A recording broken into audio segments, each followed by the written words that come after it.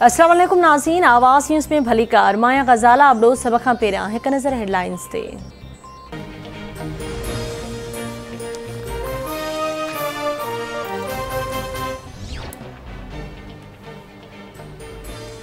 अमरीकी ग़ुलामनि, चोरनि ऐं धाड़ेलनि जी हुकूमत कंहिं सूरत में तस्लीम न कंदासीं। अमरीकी साज़िश सां इम्पोर्टेड हुकूमत असां ते मढ़ी वई। शहबाज शरीफ़ ख़िलाफ़ जांच कंदड़ FIA जो हिकु ऑफिसर डॉक्टर रिज़वान मरी चुको। ॿियो ऑफिसर बि दिलि जे दौरे सबबि ज़िंदगी ऐं मौत जे ॿिवाटे ते बीठल आहे। जल्द ॿुधाईंदुसि त कहिड़ी दवा आहे जेका खाधे में इस्तेमालु करण सां दिलि जो दौरो पवंदो आहे।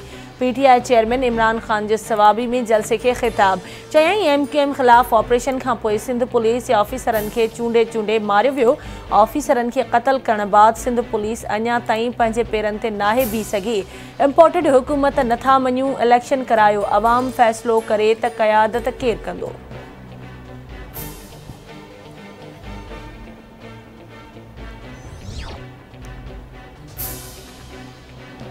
बिना देर चूंडू या सख्त मुआशी फैसला। वज़ीर आज़म शहबाज शरीफ़ सलाह मशवरे लाइ इत्तेहादियुनि जो इजलास सुभाणे घुराए वरितो।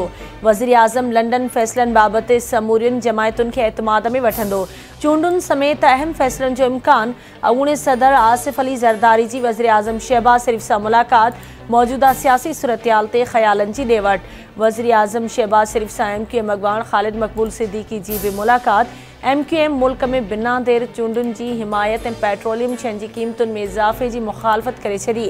ख़ालिद मक़बूल सिद्दीकी जो चवणु आहे त पेट्रोलियम शयुनि जा अघ वधाइण ज़रूरी आहिनि त ग़रीब तबिके खे रिलीफ फ़राहम कयो वञे ऐं मईशत जी सूरतयाल वधीक ख़राबु आहे त अवाम में वञो उन्हनि खे आगाह कयो। इमरान ख़ान जी हयाती खे ख़तरो आहे त हुकूमत जांच लाइ अदालती कमीशन जोड़ण लाइ तयारु आहे। वफ़ाक़ी घरू वज़ीर राणा सनाउल्लाह जी आछ चवे थो इमरान ख़ान वटि इम्कानी ख़तरे बाबति के पक्का सबूत आहिनि त उहे बिना देर घरू वज़ारत सां शेयर करे हुकूमत उन मामले जी जांच कराइण लाइ तयारु आहे। पंहिंजी सिक्योरिटी खे सियासी प्रोपेगेंडा तौरु पेश न करे। हिकु अॻूणे वज़ीर आज़म खे पंहिंजी हयाती खे ख़तरे खे पॉलिटिकल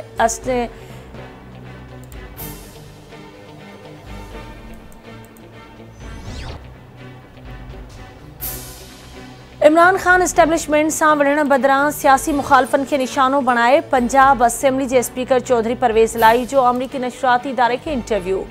संदसि चवणु आहे त हुकूमत ख़िलाफ़ बेतमादीरियत कामयाब थी एस्टेब्लिशमेंट कुझु बि न कयो। छा उन खां वधीक न्यूट्रलिटी हूंदी आहे? तंहिं करे इहो चवणु दुरुस्त नाहे त हू न्यूट्रल न आहिनि, हू न्यूट्रल आहिनि।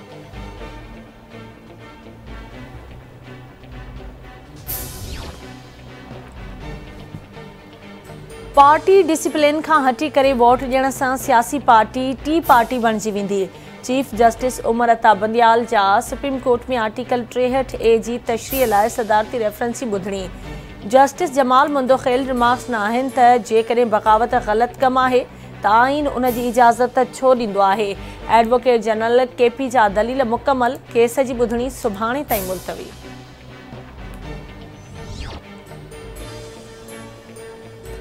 इरसा मां साज़िश जी बोई अची रही आहे पर पाणी वारे वफ़ाक़ी वज़ारत मञण लाइ तयारु नाहे। इरसा चेयरमैन पाण एतिराफ़ कयो आहे त मुल्क में पाणी जी सख़्त खोट आहे। सिंध सूबो 53% पाणी जी खोट खे मुंहुं ॾेई रहियो आहे। सिंध में ॾुकार जी सूरतयाल आहे ऐं पीअण लाइ बि पाणी नाहे। अहिड़ी सूरतयाल में वरी सीजे केनाल खोलियो वियो आहे। इहा वफ़ाक़ ख़िलाफ़ केरु साज़िश करे रहियो आहे, वफ़ाक़ खे सोचणो पवंदो। आपाशी खाते जे सूबाई वज़ीर ॼाम ख़ान शोरो जी प्रेस कॉन्फ्रेंस। संदसि चवणु आहे त 7 मई ते असां सां वाइदो कयो वियो त जेकॾहिं सिंध सां ज़्यादती थी हूंदी त अज़ालो कंदासीं। इरसा आॾो एहतिजाज ऐं गॾिजाणी बावजूदि तकरारी चश्मा झेलुम लिंक केनाल खोलियो वियो।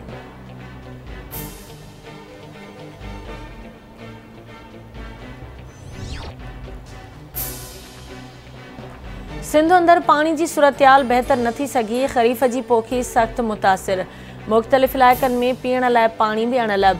रहवासी गणतीअ में वरतल सखर बैराज मां दादू राइस केनाल अॼु ॿिए ॾींहुं बि न खुली सघिया। कोटड़ी बैराज वटि मथां वहिकिरो 5210 क्यूसेक ऐं डाउन स्ट्रीम में पाणी वहिकिरो फ़क़ति 100 क्यूसेक रिकॉर्ड। गुडू बैराज वटि मथां वहिकिरो 46,945 क्यूसेक ऐं हेठां वहिकिरो 44,626 क्यूसेक रिकॉर्ड। सखर बैराज वटि मथां वहिकिरो 37,890 क्यूसेक ऐं हेठां वहिकिरो 14,510 क्यूसेक रिकॉर्ड कयो वियो।